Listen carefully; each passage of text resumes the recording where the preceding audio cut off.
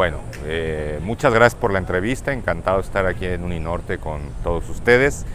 Efectivamente, bueno, mi nombre es Tanius Karam, es un nombre libanés porque soy tercera generación, mis abuelos paternos eran libaneses, pero yo soy mexicano.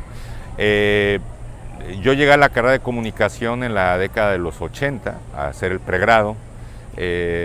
Y bueno, quizá todavía fui esas generaciones que se dejaron seducir por el canto de las sirenas, es decir, la promesa aparentemente general de una carrera joven. Yo incluso sabía de la existencia de esta carrera desde el colegio secundario, en la que un profesor me habló de ella y me pareció interesante. Posteriormente la maestría la hice en psicología, acabé un poco como ahogado de la mediatización, etcétera, y bueno, fue una experiencia muy valiosa. Y como usted señala, efectivamente después el doctorado tuve la oportunidad de una beca en una cuestión ahí como más teórica, epistemológica, que esa no era mi idea original, pero fue una experiencia muy enriquecedora, sobre todo en el caso de la Universidad Complutense, pues las bases de datos, la biblioteca, todo lo que ello suponía. Desde muy joven, prácticamente algo quizá común en América Latina, que al terminar el pregrado me incorporé a la carrera docente, se empezaron a dar las oportunidades para ello y bueno, cuando me di cuenta, de hecho cuando me fui al doctorado ya tenía una pequeña experiencia docente, ¿no? Entonces, digamos, esos son los primeros años particulares y que, bueno, pues disfruta uno intensamente porque el caso de la comunicación es un paraguas muy amplio. En mi caso concreto, por ejemplo, en el pregrado estuve reflexionando mucho la relación entre educación y comunicación, porque tenía como que algún tipo de conflicto con la mediatización de la comunicación. No sé por qué siempre la tuve, no sé por qué de antemano me negaba a reconocer que el trabajo en los medios, el vínculo con los medios, que incluso en ciertas corrientes críticas no era visto como muy bueno, pues yo tenía que tomar distancia de eso. Y bueno, esa quizá fue una de las explicaciones por las cuales me interesó el vínculo con la educación, y de ahí en primer lugar, de hecho el primer objeto de estudio que tuve fue la relación entre educación y comunicación. La tesina del pregrado fue sobre eso. Bueno, mire, yo no sé si su pregunta es algo bueno o es malo, porque la virtud de la comunicación, que es su amplitud, su flexibilidad, su tolerancia, su disposición para el cambio social, se puede convertir en su principal trampa. Entonces, efectivamente he pasado por algunas áreas de estudio que corresponden a preocupaciones específicas, aunque yo podría decir que básicamente he decantado en tres, como ayer lo presenté en la conferencia inaugural del doctorado. La primera de ellas, lo que yo llamo una preocupación metateórica, es decir, la profesionalización de la reflexión teórica de la comunicación en América Latina. Es decir, yo estoy contra ese inmediatismo de que todo el mundo tiene sus 5 minutos de teórico, ¿verdad? Porque todo el mundo ha dado alguna vez clases de teorías de la comunicación, ¿no? Entonces contra eso abogo por una profesionalización que retoma las técnicas bibliométricas, la historia de las ideas, la filosofía de la comunicación, etc. La segunda línea tiene que ver con aplicaciones variopintas de los estudios semióticos y discursivos, que esta probablemente haya sido la principal línea de trabajo que he tenido. Ha habido aplicaciones al cine, a la televisión, a la música y ahora a los nuevos medios. En realidad no es que sean distintos objetos, es un solo objeto desde un punto de vista, el punto de vista semiótico discursivo y la explicación de los funcionamientos significativos en algunas prácticas culturales y mediáticas. Y la tercera tiene que ver con estudios sobre cultura popular, que esto viene de un largo trabajo que hice sobre la vida y la obra del escritor mexicano Carlos Monsiváis, que me parecía una figura interesante como para problematizar distintos aspectos de la relación ciudad, culturas populares y medios de comunicación. Y de ahí es que doy el salto a un viejo pendiente que yo tenía por mi formación de adolescente, porque yo estudié cuando adolescente música. De hecho, de alguna manera estudié más música que comunicación.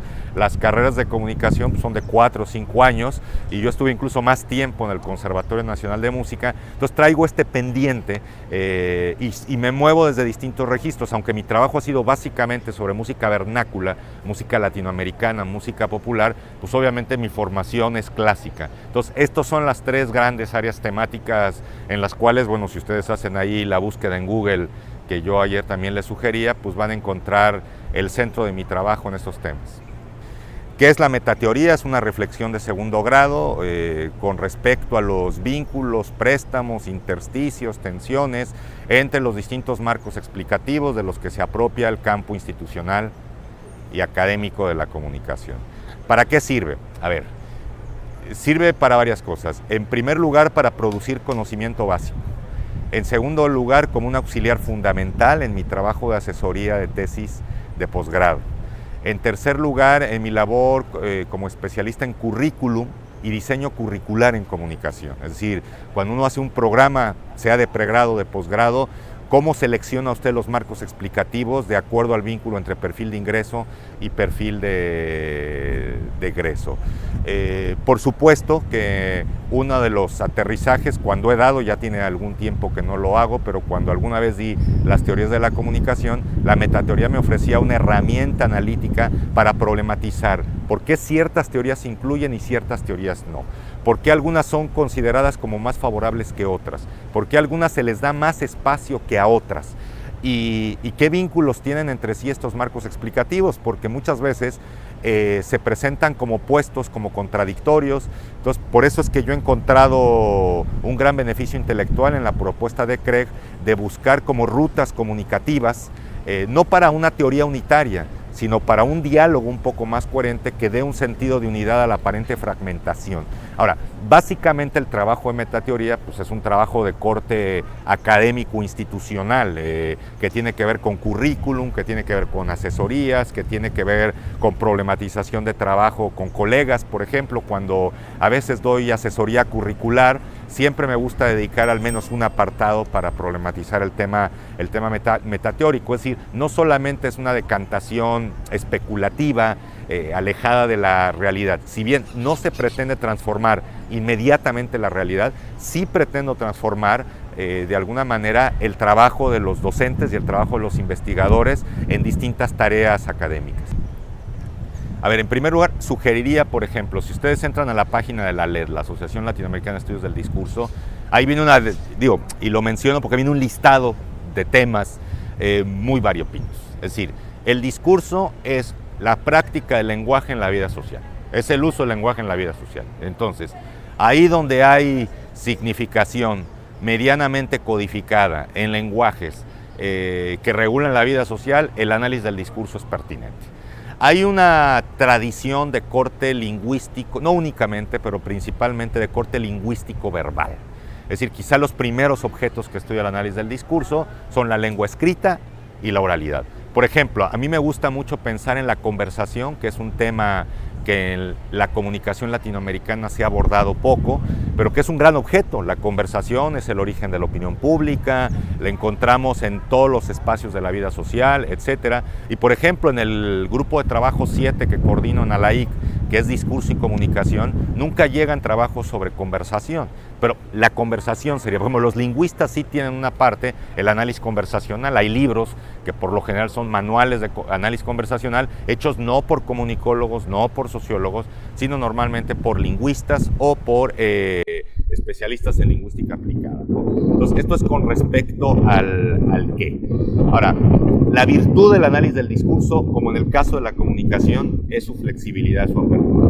La trampa es la facilidad de la dispersión. Es decir, si al principio de los trabajos metodológicos es relativamente fácil empezar a leer y a producir información, el verdadero hándicap, el verdadero reto del analista discursivo es buscar construir de manera muy coherente lo que son los conceptos, las herramientas analíticas y el alcance de la exploración que hace en su investigación. Entonces, este es el problema, porque el análisis del discurso como técnica cualitativa depende mucho de la teoría, y la oferta teórica, o sea, es prácticamente infinita. Es decir, si uno, por ejemplo, recomiendo también un texto que hace una querida colega y amiga mía colombiana, Neila Pardo. Ella tiene Cómo hacer análisis crítico del discurso y dedica los 2 primeros capítulos a dar un repaso de los abordajes más importantes, y uno puede ver la diversidad y la heterogeneidad. Entonces, esto pierde al analista.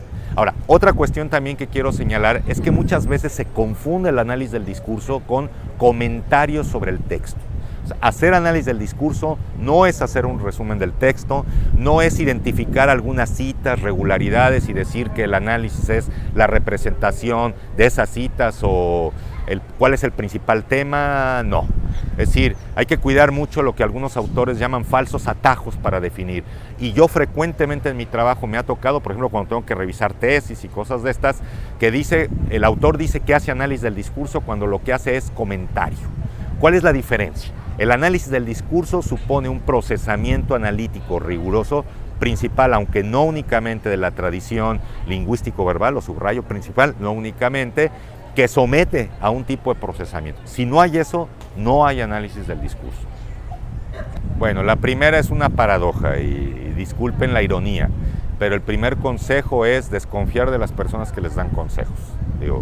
Es decir, a mí me parece que ya es un trabajo suficientemente complejo, que es válido cualquier tipo de esfuerzo que el doctorando realiza. Es decir, hacer una tesis doctoral y en general hacer un trabajo es hacer una pregunta, generar un índice para responder, seleccionar algunas herramientas analíticas, recabar información de primera mano y procesar esa información a la luz de las herramientas analíticas seleccionadas. Todo ello, para decirlo, en 300 páginas, más o menos, que es lo que suelen tener las tesis doctorales. Claro, varía de país, hay países que les gusta que las tesis sean más abultadas, en otros países menos, pero es básicamente eso. Entonces, la clave fundamental es que el planteamiento del problema esté claro.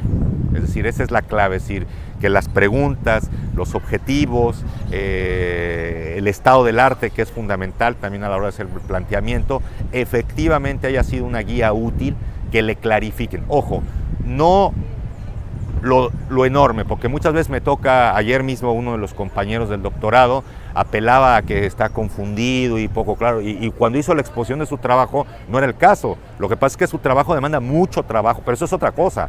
O sea, no, aquí la palabra clave es claridad, claridad. Ahora, depende de los recursos, depende del tiempo, es que el proyecto puede ser más ambicioso o menos ambicioso, ¿no? Por ejemplo, si usted quiere hacer el análisis conversacional y aparte análisis de recepción y aparte análisis econométrico, etcétera, teóricamente se puede hacer, pero le va a demandar más recursos y más tiempo. Entonces, como generalmente los doctorandos tienen becas, tienen que entregar a plazos específicos, lo importante es que estén acotados, y que hagan un cronograma. Es decir, yo creo que una tesis doctoral no se puede hacer en menos de 2 años. Por eso muchas veces las becas, para una vez ya que uno termina la escolaridad, suelen ser más o menos de ese tiempo. Yo en mi caso me demoré 6 años por una serie de cuestiones, pero fue muy redituable, o sea, porque pude hacer muchas cosas, aunque claro, se vive con cierta angustia porque uno tiene plazos, responsabilidades. Por ejemplo, muchas veces docentes que sus universidades les están pidiendo el grado para poderle subir el sueldo, etcétera. Es decir, todo esto forma parte del mundo de la liviandad académica, o como dice el profesor Roberto Folari, de la selva académica, ¿no? Entonces digo, más que consejos serían sugerencias técnicas. Otra cuestión muy importante también es que uno siempre piensa en la tesis doctoral como el trabajo de escritura, es un trabajo en solitario. En eso se parece el tesista al escritor. El escritor genera ficción, usa la imaginación, genera fantasía. El tesista tiene un diálogo muy intenso consigo mismo. Entonces, muchas veces se acercan a mí doctorandos o maestrandos preguntándome, sugiriéndome quién será el mejor director, etc.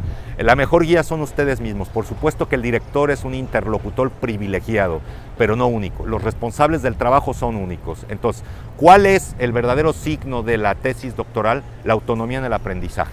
Es decir, que ustedes pueden aprender lo que decidan de acuerdo a sus objetivos de aprendizaje utilizando las metodologías científicas, que a fin de cuentas, pues, un tesista es un científico en formación. Bueno, hay varias fuentes. Es una pregunta interesante. Hay varias fuentes. Una de ellas tiene que ver con la realidad laboral inmediata del doctorando, del maestrando. Es decir, si yo trabajo en el ministerio encargado del cuidado del agua, pues tomo un tema sobre medio ambiente o tomo un tema administrativo. ¿Cuál es el problema? De que si en el proceso algo sucede, que esta persona le rescinden el contrato o la echan del trabajo o lo que sea, eso es muy frecuentemente que suceda. Entonces, yo entiendo que uno busca algo con lo cual está vinculado, porque tiene la información a primera mano, te toma menos tiempo, menos recursos, etcétera, pero hay que tener cuidado, hay que tener cuidado en eso. Claro, una segunda fuente tiene que ver con intereses, motivaciones y aspiraciones. Yo, por ejemplo, a los chicos de pregrado, cuando se acercan para hacer la tesina, una de las primeras preguntas que les hago es: ¿cuáles fueron las materias que más te gustaron? Porque tiene que ver con la exploración de qué es lo que más hizo sentido. Ahora, a mí me gustaría pensar desde una perspectiva, si usted quiere, fenomenológica, existencial, que uno va a hacer un trabajo y le va a invertir 1, 2 o 3 años con un esfuerzo intelectual, algo que de alguna manera pues me ayuda a relacionarme con el mundo de una mejor forma. Eso no quiere decir que sea así ingenuamente feliz, quiere decir que puedo, como decía Jesús Ibáñez, hacer que mi mundo en torno a esas preguntas sea más complejo, sea más informado, sea más interconectado, pueda ver cosas que otros no ven, pueda hacerme preguntas y de esa manera tener una interacción mucho más rica, mucho más dinámica con esos objetos, con esas realidades, con esos entornos. Eso para mí sería lo ideal, y esa es, digamos, la posibilidad que tiene la tesis, porque yo les digo a los doctorandos que muchos solamente investigan una vez en su vida para hacer la tesis. Entonces, si ya van a hacer ese esfuerzo, pues vivirlo como una experiencia, vivirlo con entusiasmo, vivirlo con alegría. Por ejemplo, mi queridísimo director de tesis, a quien siempre recuerdo con mucho aprecio, el doctor Gonzalo Abril, me decía: desdramatiza la tesis. Es decir, la gente lo vive ahí con una estética a veces un poco melodramática, ¿no? Como si fuese personaje de una telenovela que se llama Todos contra mí. Entonces tiene que haber un elemento de desdramatización, y aunque ustedes no me lo crean, también un elemento lúdico, de goce, porque a fin de cuentas el conocimiento es goce, pero no es un goce solamente sensible, no es un goce para evadir, es un goce que a mí me permite relacionarme con el mundo que me rodea de otra manera, y que no sabemos tampoco quiere decir que es una carta de ciudadanía indefinida para un tema. No quiere decir que en mi vida solamente me voy a dedicar a eso. Significa que es una experiencia intelectual que voy a vivir intensamente durante los años que me dedique a hacer el trabajo. Mire, para mí fue en primer lugar interesante haber tenido la oportunidad de irme a otro país, cualquiera que ésta sea. Yo siempre, a mí que los maestrandos me hablan del doctorado, yo le digo: mire, si usted puede irse a otro país, viva usted la experiencia. ¿Por qué? Porque en otro país no conoce a nadie, se puede concentrar mejor, puede pasar más tiempo en la biblioteca. Entonces, la primera experiencia que yo tuve, y no me da pena reconocerlo públicamente, es poder estar 8, 10, 11 horas en una biblioteca, porque en casa no había nadie que me esperara. O sea, y claro, yo viví 3 años en Madrid, es decir, es una ciudad que tiene mucha vida en el exterior, o sea, es una ciudad que tiene tentaciones para vivirla, ¿no? Pero al mismo tiempo, en la experiencia, la biblioteca de la Facultad de Ciencias de la Información era una biblioteca interesante. Entonces, poder hacer esa revisión, yo todavía cuando fui empezaba el tema del Internet, y ahora realmente pues el Internet podría matizar algunas de esas, pero bueno, esa experiencia vital personal. La segunda, claro, que tiene que ver con la primera, el factor de concentración. O sea, yo realmente, no el primero, pero digamos, hacer la tesis doctoral fue un esfuerzo intelectual que sí me transformó en mi método de trabajo. Es decir, me obligó, porque es un trabajo solitario. Aunque yo tenía el acompañamiento de mi director, que fue sumamente generoso, tomando el promedio de los directores en la Universidad Española cuando yo estudié, en la Universidad Complutense de Madrid, pero sí fue una experiencia de trabajo interno. Entonces, de alguna manera, como dice Silvio Rodríguez en esa canción, dice: si me miro para adentro entiendo mejor a mi alrededor, ¿no? Algo así dice en esa canción del tríptico Silvio Rodríguez. Entonces creo que hacer la tesis me ayudó a hacerme preguntas del lenguaje, del discurso de los medios, que a fin de cuentas ese ha sido mi gran objeto. Es decir, aunque trabaje distintas subtemáticas, el decir: a mí lo que me interesa son las prácticas discursivas de los medios y de los nuevos medios, eso es algo que emergió de la tesis doctoral, y me dio una disciplina, aunque debo reconocer también que esa primera disciplina no me la dieron las ciencias sociales, me la dio la formación artística, me la dieron los estudios de música, porque normalmente quienes estudiamos o tenemos una etapa en nuestra vida estudiando música, te tienes que hacer muy disciplinado. En mi caso yo estudiaba piano, entonces yo tenía que tocar todos los días el piano, yo incluso tenía compañeros que tenían situación de vida muy difícil en el conservatorio y decían que cuando llegaran a sus casas, como llegaban, tenían que agarrar el instrumento y ponerse a practicar. Es algo que nos hace falta en las ciencias sociales, ¿no? O sea, que a fin de cuentas nosotros tenemos que leer, hacer fichas diariamente o muy frecuentemente, o sea que no lo podemos hacer una vez en la vida y no lo podemos hacer cada vez que nos cae un poco de plata para hacer un proyecto. Forma parte de un hábito, forma parte de un estilo de vida y eso yo creo que también pues, fue un hijo, directo o indirecto, de mi experiencia de estudios doctorales. No, pues.